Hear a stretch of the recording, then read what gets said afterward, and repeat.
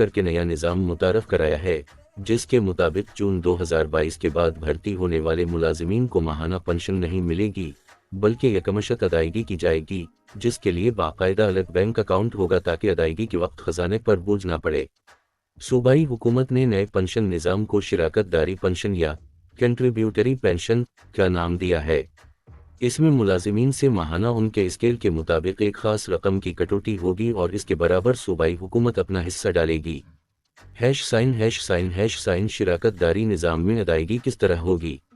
محکمہ خزانہ کے ایک افسر نے بتایا کہ نئے ملازمین کو مدت ملازمت کے ختم ہونے کے وقت یا ملازمت چھوڑنے کے وقت پنشن کی ادائیگی ہوگی، جو ان سے ماہانہ کٹوتی کی بنیاد پر ہوگی۔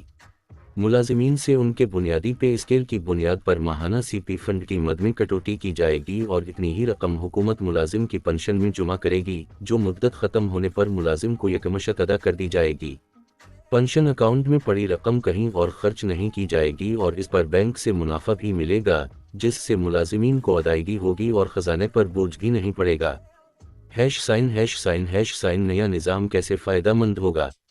محکمہ خزانہ کے افسر نے بتایا کہ سی پی نظام کے تحت ماہانہ پنشن کی ادائیگی نہیں ہوگی، لیکن یکمشت ادائیگی کی صورت میں پہلے سے کہیں زیادہ رقم ملے گی۔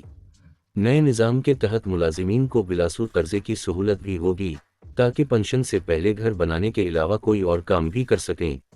مزید برآں وفاقی حکومت بھی نیا پنشن نظام لا رہی ہے اور خیبر پختونخوا حکومت کو فالو کرے گی، جس کے بعد پورے ملک میں پنشن کا یکساں نظام ہوگا۔